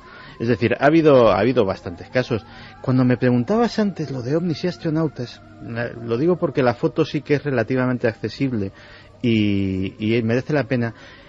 Alan Bean, en la misión del Apolo 12, tiene una fotografía hecha por su compañero, la típica fotografía de astronauta, fotografía de otro astronauta, y se ve el reflejo en el casco, en el que sobre el compañero de Bean, creo recordar Conrad, que se llamaba, aparece un objeto que a día de hoy nadie ha explicado lo que es. No se ha comprobado si podía ser un reflejo, no por la posición de las luces, si podía ser la propia Tierra incluso, que estaba detrás de ellos, también se ha descartado, y es un objeto extraño que está flotando en el cielo y tiene como una especie de aristas. Posiblemente en ese sentido la fotografía más curiosa, la más extraña. Vamos a escuchar a nuestros oyentes porque estamos sorprendidos. Primero, como siempre, por vuestra fidelidad. Segundo, porque hay un sinfín de cuestiones. Resolveremos solo, si es posible, algunas, y casi os pido ser casi telegrafistas también, ¿no?, en la respuesta. Pero desde luego el tema de la Luna, de cómo está el patio en torno a nuestro satélite, siempre genera una enorme expectación. ¿Por qué no hemos vuelto? Bueno, pues cada uno tiene su propia teoría. Jonas nos dice: el Apolo 11 dejó un espejo en la Luna. Mandando un pulso láser a este espejo se mide lo que tarda en volver la onda. Y esto se hace varias veces por distintos países. Por lo tanto, sí se llegó. Carlos desde Alicante: vemos las fotos de la Luna que quieren que veamos. ¿Quién dice que las fotos que nos muestran de la cartografía de la Luna no estén trucadas y en realidad haya algo que nos ocultan? ¿Se puede decir algo a esto, José Manuel? Sí. Que el decir que se ha descubierto una civilización fuera de la Tierra crearía un caos en cuanto a creencias religiosas, y eso podría traer grandes conflictos. No se puede decir nada. El miedo es libre y cada uno puede pensar lo que quiera. Oficialmente se puede acudir, un usuario puede ver esas cartografías de la Luna. Puedes entrar en las páginas web de la NASA, que son muchas y muy variadas. Puedes entrar a la de la misión LRO, que es la que os citaba antes, donde puedes ver los lugares de alunizaje, uno tras otro, los del Apolo 11, los del Apolo 14, los del Apolo 12 y los del Apolo 17 también. Puedes ver los sitios, con todas las cosas que había allí cuando estuvieron los astronautas que estuvieron. Marco de Llanera dice: si no fuimos a la Luna, mejor, porque todo lo que toca el hombre pues ya se sabe. Un saludo. José de Benalmádena: buenas noches, milenarios. ¿Por qué las imágenes y las conversaciones que obtuvieron en la Luna no salen a la luz si el dinero sale de los contribuyentes? ¿No tienen derecho después de tanto tiempo? Había una conversación, que es la que has puesto antes, esa famosa conversación, que fue cuando se desconectó y se echó a los periodistas y se echó a todo el mundo. Bueno, antes incluso fuera de cámara lo estábamos comentando con Santi. Sí. Y la razón oficial de eso es que el Armstrong tenía una necesidad fisiológica urgente y que no podía hacer delante de todo el planeta observando. Y que era de aguas mayores. Pero tú has dicho oficial. Sí, claro. En fin. De todas formas... Quiero decir, tendrían, aunque estén en la Luna, tendrían sus necesidades estos señores, ¿no? Y de todas formas, vale, es decir... Pero que es hasta comprensible, yo entiendo que alguien no se crea eso.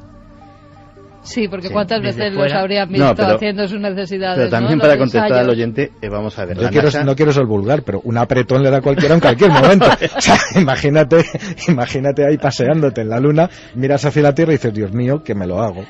Que me quiten las cámaras, por favor. Pero ¿y cómo puede alguien hacer algo? En fin, estamos bromeando, pero... los trajes espaciales están dotados de artículos apropiados para ello.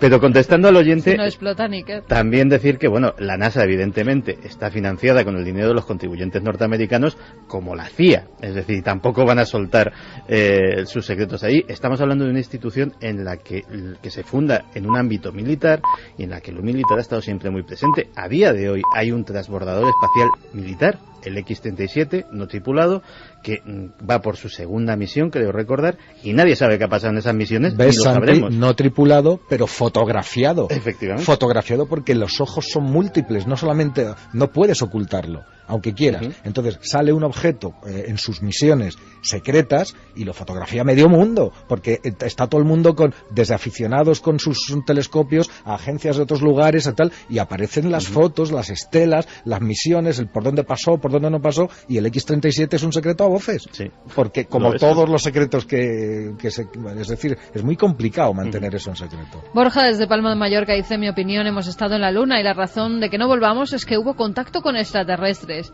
Quizá la clave para saberlo sea Wikileaks. Bueno, tiene Wikileaks idea de sacar... Hombre, desde luego serían los papeles más seguidos, ¿no? Porque hay tanta gente enganchada a este asunto. Hombre, yo honradamente no creo que si existiese tal secreto estuviera al alcance de una posible filtración.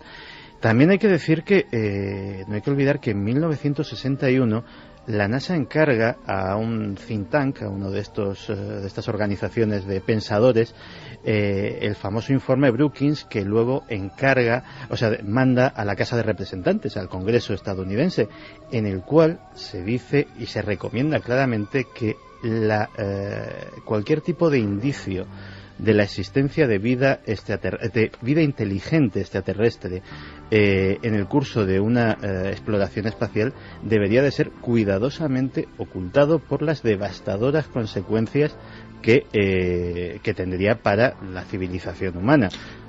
A ese informe, que tiene muchísimos años, yo te puedo contraponer otro que es de este mismo año y en el que la ONU pedía que se nombrara un representante para posibles contactos con extraterrestres. Hombre, la ONU también le pide a Gaddafi que se vaya. No es que se ha nombrado, que es una señora, que ahora mismo no recuerdo el nombre, que es la embajadora de la Tierra en el caso de que se produzca un contacto extraterrestre. Pues ahora, antes no teníamos, y desde este año tenemos una embajadora en la ONU que en el caso de que eso se produzca, claro, imagínate, habría que coordinar las comunicaciones, tener un portavoz, tener no sé qué, tener eso organizado, porque todo el mundo, si no, eso sería una cosa de locos. Bueno, pues desde este año lo tenemos, o sea, fíjate tú qué tal. Y en cuanto a estos informes en los que muchas teorías conspiranoicas se basan, el informe que citasteis antes sobre las pruebas nucleares en la Luna, sobre tal, es que hay... la ciencia avanza de esa manera, o sea, se hacen investigaciones de un montón de cosas que luego no se realizan, pero que a lo mejor llega un momento en que es necesario realizar. Yo he visto también informes maravillosos sobre bases lunares, que no existen, sobre terraformación de Marte, de Venus, de Mercurio, que no existen, pero a lo mejor algún día... Están los informes hechos. Están los estudios hechos perfectamente, de instalación de reactores nucleares en la Luna, y no existen, pero... en algún momento puede servir, eso está estudiado, está investigado, se desempolva y se utiliza. Es decir, el hecho de que exista ese informe o de que exista ese trabajo científico no significa nada. El hecho de que haya un estudio sobre cómo sería una detonación nuclear en la Luna y tal, no quiere decir que se haya hecho, ni muchísimo menos. Es decir, la inmensa mayoría de los estudios científicos que se hacen en prospectiva no pueden no realizarse nunca. O sí, según las necesidades que haya.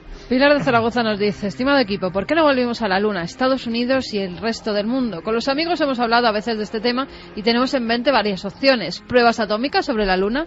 Los astronautas que viajaron a la Luna pudieron ver algo que a los poderes gubernamentales y potencias mundiales no les interesa que sepamos. Rizando el rizo nos preguntamos: ¿por qué alguno o algunos de los astronautas que fueron a la Luna se han interesado tanto en las civilizaciones antiguas de la Tierra? ¿Necesitaban ver en la Tierra algo similar a lo que vieron en la Luna? Qué bonita cuestión, ¿no? Necesitaban ver algo, bueno, no, vieron la Tierra desde la Luna y solo fueron 12 personas. Y es que como los 12 apóstoles. Claro, yo veo eso desde allí y es que te entran ganas de saberlo todo. O sea, te entra una especie de... te debe de entrar, yo me lo he imaginado muchas veces, una especie de sentimiento místico y paternal, es decir, tengo todo el planeta mío. Todos han quedado absolutamente marcados. Quiero saber más cosas, soy el único que se ha salido de ahí para verlo desde fuera. Y hablaban con una sensación, José Manuel, Santi, José, que me parece muy bonito, este término de epifanía, en el sentido de algo que trascendía, ¿no? Y que ya sabían que quizás su vida, lo decía precisamente Cernán, la persona con la que empezábamos este viaje del Apolo 17, el último que paseó por los montes Tauros, y decía algo así como que ya sabía que su vida iba a ir toda en declive, que no se podía llegar a esa cresta, a ese momento de ver la canica azul perdida en la nada y ser consciente de que el espacio era absolutamente inmenso. Con ese sentimiento de epifanía nosotros lo dejamos aquí. Sabemos que hay 1000 cuestiones pendientes, que hierven los mensajes, pero que volveremos, porque la Luna sigue estando ahí. Y yo te diría que de la gente que nos ha escrito, el 50% cree que hemos llegado y el otro 50% que no. Pues 50-50, la balanza equilibrada, y es sorprendente, desde luego. Y el enigma sigue estando ahí. Decía José Manuel Nieves, ahondaba José Lesta, que la Luna, incluso en su propia formación, es extraña. Habrá que hablar de eso, claro que sí. La película Apolo 18, que saldrá en unos meses, yo creo que es un buen argumento. ¿Por qué no volvimos? Bueno, esperaremos desde luego a verla y quizá volver a montar otro debate como este, porque la Luna sigue siendo parte de nuestro inconsciente, de nuestra propia alma de humanos, porque estamos sometidos a su influjo. José Lesta, compañero, muchísimas gracias por estar ahí y hasta muy pronto, amigo. Pues un abrazo y muchas gracias a vosotros. Gracias, José. José Manuel Nieves, como siempre, gracias por estar con nosotros, gracias por contarnos la ciencia con una perspectiva muy abierta, como tú tienes de buscador auténtico, periodístico, claro, y con términos que todos podemos comprender. Te lo agradezco mucho para que este programa sea absolutamente plural. Gracias. Gracias a ti, Iker. Santi, vamos a acabar con una hilera de voces, porque ahora nos vamos al túnel del tiempo, se va a abrir ya. Exorcistas españoles.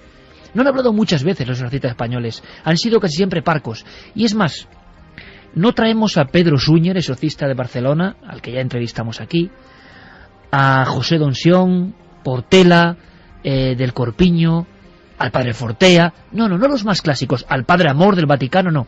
Esta noche toman el micrófono los exorcistas quizá más desconocidos. Vamos a ir hasta el año 80. Intervenciones pocas, pero contundentes.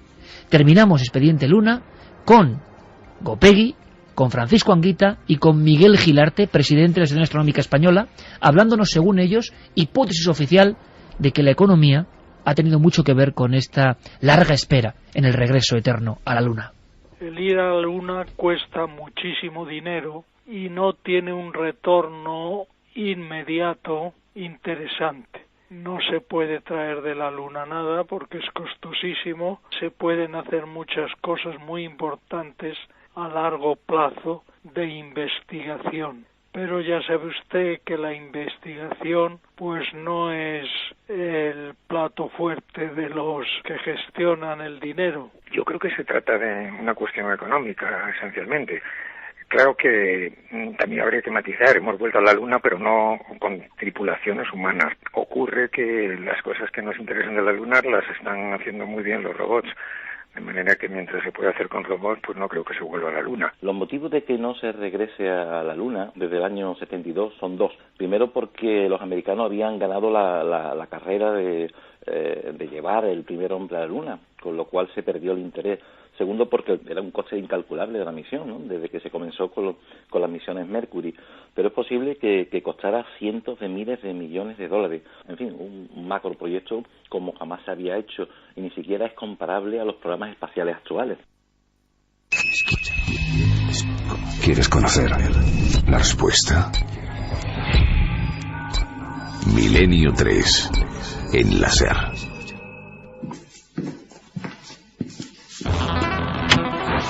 Alternativa 3 era un episodio más, un capítulo de una serie de mucho prestigio en Inglaterra que se llamaba Informe Científico. Medianoche. Que ya las pantallas de televisión están reflejando un punto luminoso. Las psicofonías son grabaciones paranormales en cinta magnetofónica. Los archivos aproximadamente 3.000 casos de encuentros con los humanoides. Esta noche, mágica. La Cruz del Diablo, de Gustavo Adolfo Becker.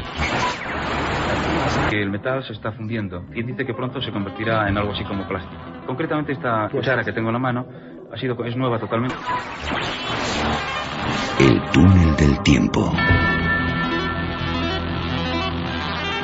2:39. Diego Marañón, buenas noches. Hola Iker, buenas noches. Felices 800. Gracias amigo, gracias. Y gracias por estar ahí en el equipo con una de las secciones sin duda alguna más punteras, que es un poco nostalgia.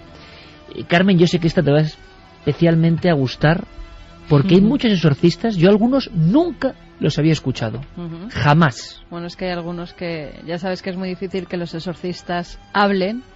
Normalmente hablan si ya los conoces de hace tiempo, si el periodista, el investigador, por alguna razón los conoce desde hace años, y en muy pocas ocasiones. No les gusta además contar muchas cosas porque fíjate, a Fortea, por ejemplo, que lo nombrabas antes, se lo han llevado al Vaticano porque parece que aquí hablaba demasiado. Bueno, pues ley del silencio, no lo sé, pero Diego ha hecho un trabajo excepcional en el sentido doble. Primero por los protagonistas, por lo que cuentan evidentemente, y también porque son emisiones algunas bien añejas y de muy diferentes programas. Pero me gustaría, Diego, que empezásemos con un documento que es un exorcismo, así a las bravas, y un exorcismo en Francia, y un nombre en clave, René Crozet. ¿Puede ser, Diego? Puede ser. René Crozet era un medievalista francés que se encargó de recoger en vídeo un exorcismo de la Iglesia Galicana, que es una tendencia separatista de la Iglesia de Francia con respecto a la jurisdicción de Roma. Las imágenes son añejas, tienen una textura, para que la gente se haga una idea, muy parecida a lo que se ve en las filmaciones de Garabandal. Tiene esa textura muy vieja, casi de tomavistas, y bueno, la verdad es que es espeluznante. Creo que no muchas veces se ha escuchado un exorcismo en francés.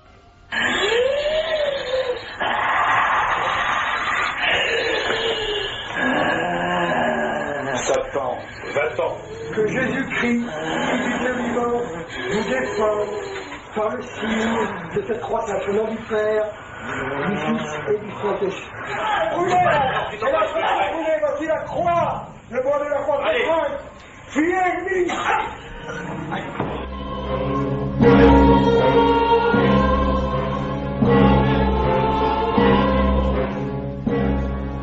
Nuestros compañeros Carlos Largo, Fermín Agustí, Coque Peinado, Noel Calero, muy atentos en el otro lado, porque son sonidos que de repente, esto es Milenio 3, hemos pasado de la luna y de ese ambiente un poco onírico de sueño espacial a una cosa tan profunda, tan medieval si se quiere. Tampoco... Decían los exorcistas, Iker, Satán, vete, dale a besar la cruz, rezad, ese exorcismo que se estaba realizando en francés, y que, como bien decía Diego, las imágenes son impactantes, porque es una mujer joven que se está revolviendo, que está luchando contra dos personas que la están sujetando, y que parece que la voz delicada que tenía en un principio antes de comenzar el exorcismo se transforma en esta voz animalesca. Una voz que además parece que es un código que se reproduce en todas las culturas, porque fíjate, ¿es habitual un exorcismo en el Islam? Pues es más habitual de lo que se cree. Sí que se hacen exorcismos en el Islam, además desde hace muchos años, porque la figura del demonio, del diablo, también está en esa religión, de un ser maligno. Y, claro, si trazamos una especie de hilazón entre rituales de exorcismo que han sido grabados, nos damos cuenta de que muchas veces los comportamientos, la energía maléfica, podemos decirlo así, que transmiten las palabras, los gestos, las fuerzas, es algo idéntico casi, es como una misma histeria para algunos, para otros una fuerza, ¿no?, que está influyendo ahí. Exorcismo en el Islam. Vamos a escuchar algo, ¿verdad, Diego?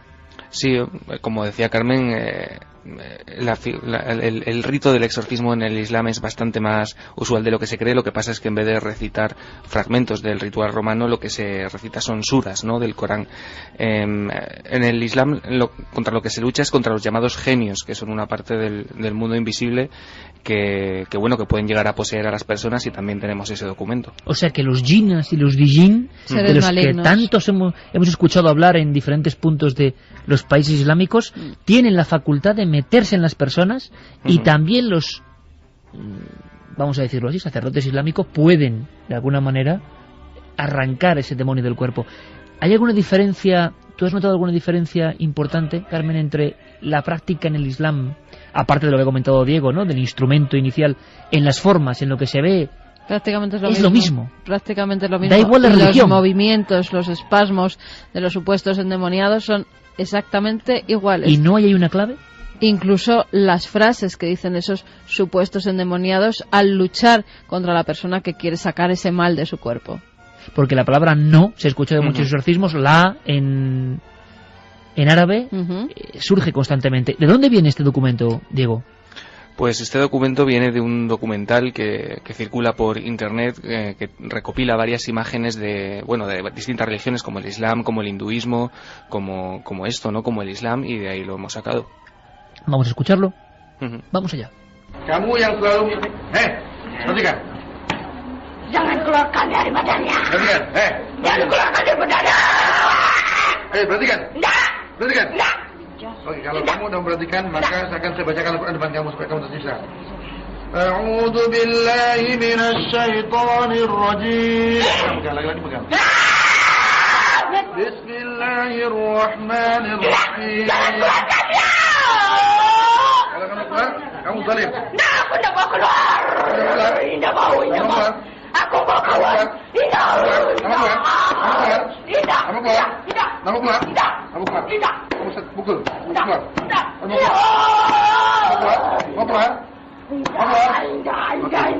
Kita baca. Kita baca. Lapas darah badannya nih. Aku lapas darah badannya. Tidak mau.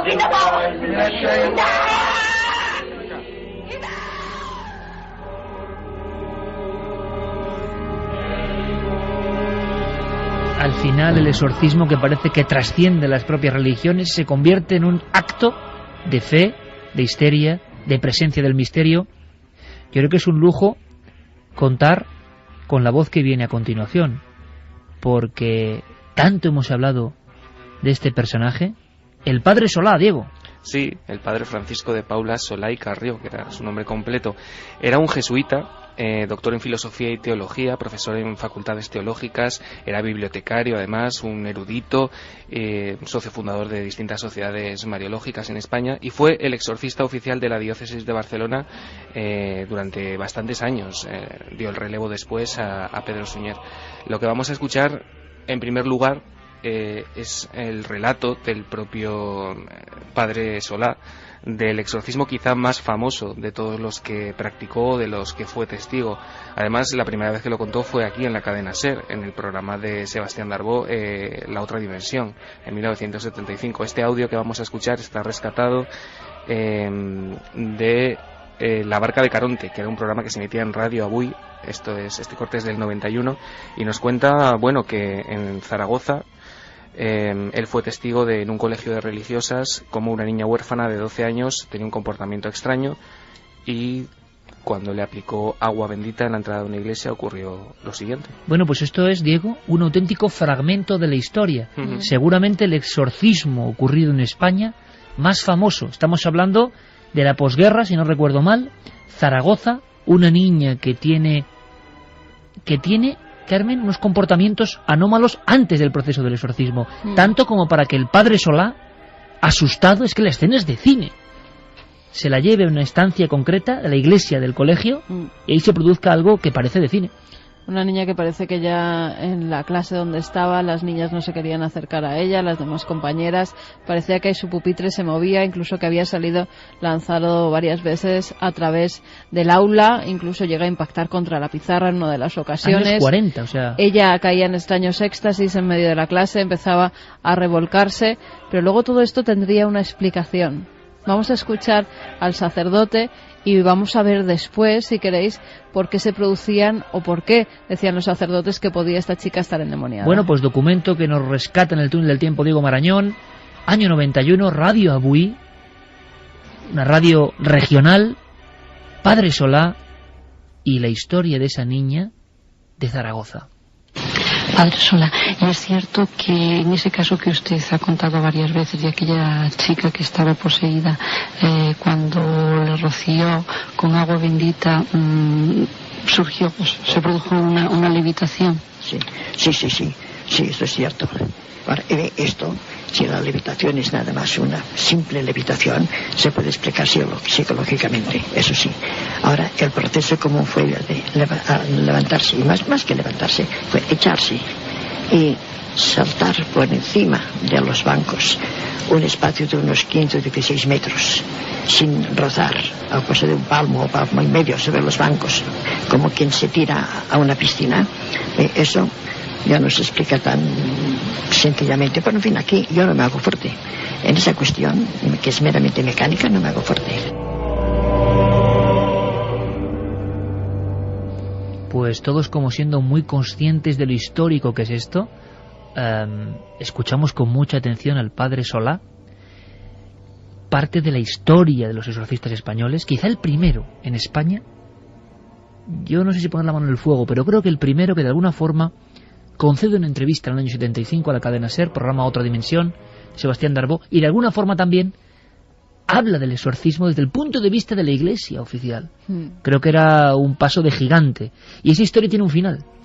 Esta historia, escuchamos al padre como decía que esa niña levitaba por encima de los bancos, que se elevaba y acaba dándose un tremendo porrazo en el altar, donde varias personas la pueden sujetar porque ella quería salirse de la iglesia, parecía que el agua bendita además la quemaba. Se hace como un ovillo además, parece, ¿no? En determinado momento el padre empieza a rezar las oraciones del ritual romano y entonces esa niña parece que sale de ese estado parece que deja de estar endemoniada, entre comillas. Todo empieza porque tenía un hermano que iba a visitarla a ese colegio. Ella, durante las misas, además, anteriormente sabéis que las niñas que estaban en colegios religiosos pues tenían que comulgar todos los días, confesarse una vez a la semana, y esta niña lo que hacía era coger la hostia consagrada y guardársela en el babi, en el uniforme, y luego entregársela a su hermano. Su hermano iba todos los días a coger esa hostia consagrada porque al parecer pertenecía a una secta de corte satánico. A raíz de eso la niña... En aquellas épocas. A raíz de eso la niña empieza a sufrir toda serie de fenómenos inexplicables, hasta tal punto que, fíjate, un sacerdote dice que la ha visto levitar más de 15 metros por encima de unos bancos. Exorcista, durante 15 metros, a lo largo de 15 metros, por encima de lo que son por encima de los bancos. Las banquetas, en un salto, o levitación, o lo que cada uno quiera poner. Después de ese exorcismo se encontraron con la niña, con la chica ya muchos años después. Estaba casada, tenía una vida completamente normal, y como suele ocurrir durante los exorcismos, ella no recordaba esa parte de su vida. Y desde luego, quien sí recordó toda la vida esta escena, repito, de película de terror, fue el padre Solá, que tenemos un segundo corte en esta recuperación casi arqueológica que es el túnel del tiempo, Diego, donde nos habla de otros casos que él llama acción diabólica y que es como otro mundo diferente, ¿no? Sí, el padre Solá siempre mantuvo, y también en entrevistas a diarios y a medios de comunicación, que había que distinguir muy bien entre lo que era la influencia o la acción diabólica y lo que era la posesión. Según él, aquellos que sufrían influencia diabólica tenían una sintomatología menos grave, era algo temporal y podía estar motivado, decía él, por un pacto que el hombre había hecho con el demonio. La posesión diabólica, por el contrario, no tenía mucho que ver con esto y se producía cuando el demonio se introducía en el cuerpo del poseído y actuaba con entera libertad. Él también lo contó en aquella entrevista en la barca de Caronte. La palabra pacto, por cierto, que va a surgir en ese túnel del tiempo varias ocasiones. Influencia de otros seres. Ahora, estos casos pueden llevar a otra cuestión que es muy distinta, pero también importante, y es el saber distinguir muy bien entre posesión diabólica y acción diabólica. Eso es diverso. Una persona puede no estar poseída por el diablo y tener y sentir efectos o influencias diabólicas. La brujería tiene mucho de esto. La brujería negra, porque hay muchas clases de brujería y de espiritismo y demás.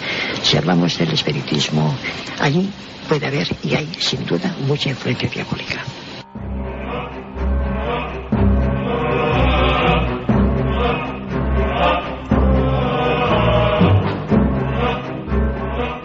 Estamos ya embozados en lo más negro de la noche, sin duda alguna, con un tema que llega, que cala, que parece del medievo, pero sigue también ahí, en lo hondo del alma colectiva. ¿Quién es David Gascón, Diego? Pues David Gascón es un teólogo y experto en derecho canónico que además ejerció como vicario judicial del obispado, fue catedrático de didáctica en la Universidad de Murcia y en 1996 concedió una entrevista a nuestro amigo Joaquín Abenza en El último peldaño. Ahí, fíjate, contó un caso muy parecido a este del padre Solá, que tal y como comentaba Carmen, esos detalles, pues en esta ocasión David Gascón comentó, entre otros casos, cómo él había sido testigo de la supuesta posesión de una niña de 12 años en Alicante. Más o menos el desencadenante era muy parecido a lo que ha contado Carmen. Se repetía también, ¿no? De tipo satánico, exacto. Con 12 años. Sí, sí. Y además, tú has dicho ahora mismo, has mencionado en antena el currículum, no un cualquiera precisamente, alguien que ha tenido cargos importantes en la estructura de la Iglesia, y lo cuenta con mucha fuerza además, cuenta con mucha fuerza. Vamos a escucharlo. Una cosa es leer un tratado de demonología y otra cosa es verlo agazapado en la realidad y haciendo sufrir Satanás. La primera experiencia fue con una niña de 12 años en Alicante. Ella pues había participado en unas reuniones de tipo satánicas y quedó afectada.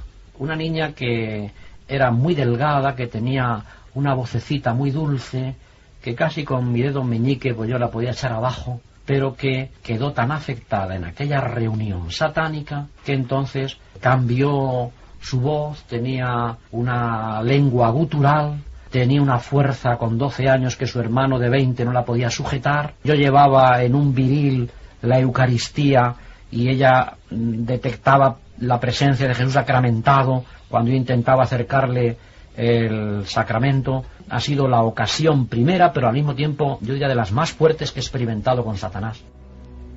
No le cabe la menor duda, ¿eh? Cara a cara para este hombre de la iglesia en Murcia con Satanás.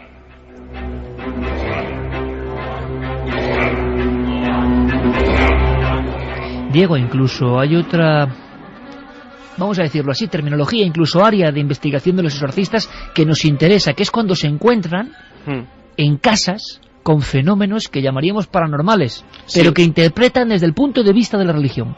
Exacto, para un grupo de investigación a lo mejor en temas parapsicológicos estaríamos hablando de un poltergeist. En ese caso, para la religión católica y para la figura del exorcista sería más una infestación, ¿no? Cuando un espíritu parece que se apodera de una casa. También hablo de ello David Gascón en El último peldaño. Los ruidos en las casas, las voces, las puertas que se abren, todas estas cosas anómalas que ha bastado una simple bendición. A veces celebro la Eucaristía en la casa y después de la celebración eucarística allí me han dicho que siempre ha habido una gran paz. Recuerdo aquí en una casa en Murcia también un piso que lo querían ya incluso pues dejar, vender, irse a otro, porque allí había ocurrido un suicidio. Después del suicidio del esposo, pues un niño también pues cayó por la ventana a la calle y ocurrían cosas muy extrañas, y bendito sea Dios que desde aquella celebración eucarística y bendición del piso volvió la normalidad a la casa y esa familia vive felizmente hoy en su hogar de siempre. Fenómenos en las casas, voces, objetos que se mueven. ¿Por qué no terminamos esta hora, aparte de con esta banda sonora de las campanas tubulares que no necesita ninguna presentación, con esa palabra que yo te decía, Diego, que se va a repetir constantemente, y luego proseguimos en la siguiente hora: pacto? Sí, además que David Gascón lo recalca, dice que probablemente es una de las cosas más importantes que vaya a decir en esa entrevista, y es que la posesión para él siempre se desencadena por una razón, por una alianza o un pacto con el diablo. Y entonces hacen un pacto satánico, y es cuando se dan las posesiones. Nunca, si no ha habido pacto satánico, puede que sea lo más importante que yo diga aquí esta noche, nunca hay posesión, porque se da mucho ese miedo. La posesión es la actuación de Satanás sobre la voluntad de la persona, pero para que él llegue a invadir la voluntad de la persona, tiene que haber habido como una alianza con él, como un pacto. Algunos incluso le sacan la sangre del brazo izquierdo, porque dicen que es la sangre más cercana al corazón, y con esa sangre firman el pacto con Satanás. Y nos queda Ceferino Santos, nos queda el padre Pilón, nos queda el padre Nicolás López, nos queda Jordi Mora, nos queda la historia, muchas veces marginal, tabú, apartada, de estos hombres, con sotana o sin ella, que como si fuesen protagonistas de